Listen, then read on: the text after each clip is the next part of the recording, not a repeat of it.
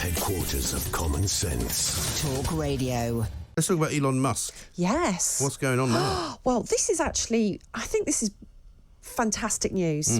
Elon Musk has acquired nearly $3 billion worth of shares in Twitter. It's made him the biggest shareholder in Twitter. He made 750 grand just by buying them. Well, he's actually a bit of a genius at using Twitter to raise stock prices, which is something that some people don't like. But I think the reason that, this made Twitter's stock price go up 25% almost instantly because he's now the biggest shareholder. He's got 4 times as many shares as Twitter's founder, Jack Dorsey. Okay. The reason this is so popular is that he's famously a lockdown skeptic. He's also a big proponent of free speech. He's quite an exciting, innovative guy. Also, he's a bit of an interrupter. I'm quite keen on interrupters. Yeah, me too. I quite like people that just get in the middle of it and go, oh yeah, what are you doing? Yeah. What's this for? Yeah. And then just hit the button. Yeah. See what happens. He is a disruptor, and I think that's exciting too. Now, last month he tweeted this: free speech is essential to a functioning democracy. Do you believe Twitter rigorously adheres to this principle? No. No, it doesn't. And he also said, given that Twitter serves as the de facto public town square, failing to adhere to free speech principles fundamentally undermines democracy. What should be done? Well, we know what he's done. He's made himself the biggest shareholder in Twitter because he cares about free speech. Now, It's kind of a delicious irony, isn't it? In a way. Oh, let's hope he's going to deliver on this. Let's hope. There's some exciting noises afoot. You know, Jack Dorsey, who's one of the Twitter co-founders, and Elon Musk have both tweeted about whether Twitter's algorithms should be open source. Now, this is huge. Yeah. Because, as Elon Musk said, Twitter is one of the world's biggest public squares. It really matters. And actually, it's gone from being one of the most exciting tools of democracy in the world to becoming a machine for suppression and outrage. And also we don't know how the algorithms work. And fakery. And what I would like to see, and a lot of people give me a hard time for this, is I'm very much against the anonymous account. I don't care whether you think you're worried that your boss will fire you if you have certain views. If that's the kind of job you've got, then don't have a Twitter account. But what you shouldn't be able to do, in my view, is to be an anonymous sort of abuser, if you like, or a peddler of BS or of anything without being able to be held to account. And I think that's part of its problem, and that's where it's all gone wrong over the last few years. I do agree. Now, I wouldn't want to see that used as an excuse to shoehorn digital ID.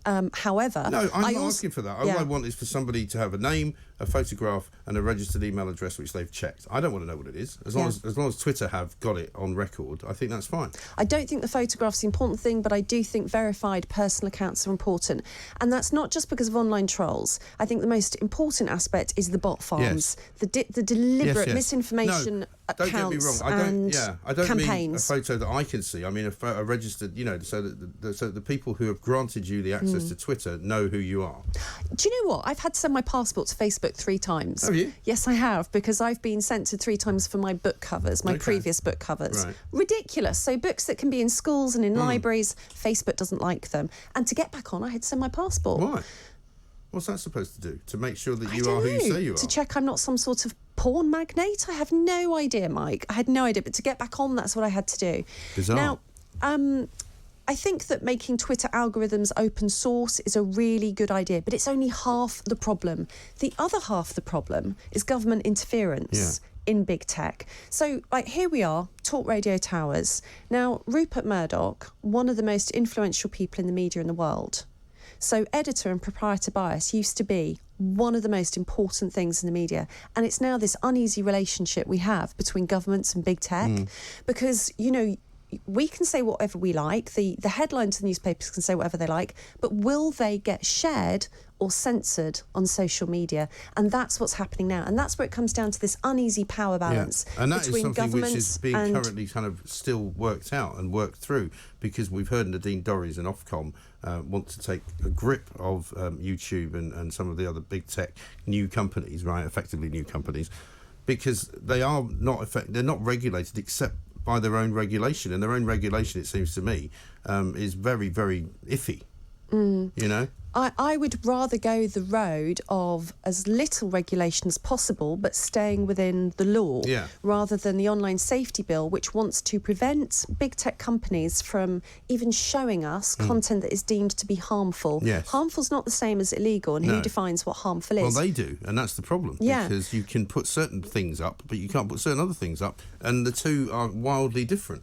But even before the online safety bill happens, we have a situation where Nadine Dorries has admitted in the House of Commons that the misinformation and disinformation unit, as she calls it, is in touch with the big tech companies on a daily basis, getting content taken down, which they consider to be disinformation. Remember, this is legal content. Yeah.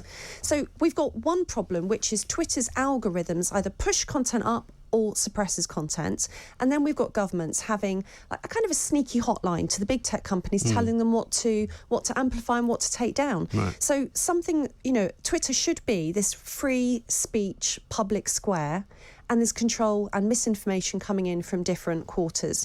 So I'm quite excited to see what Elon Musk is going to do to this. Yes. I tell you what I've heard, a lot of people contact me to say that they don't see my tweets anymore. Yeah. And I wonder if, because some of my messaging has been a little counter to the official narrative with my book, A State of Fear, if I'm one of those people that's being suppressed a little bit. You're one of those people I have to go and look for your tweets. Right. Julie Hartley-Brewer is another one. I hardly ever get her tweets, and there's many cases like that, which is weird, very strange, very odd indeed. But Good talk. Hot talk. Bold talk. Talk radio. Listen on your smart speaker. Watch it live on your smart TV. The world headquarters of common sense. Talk Radio.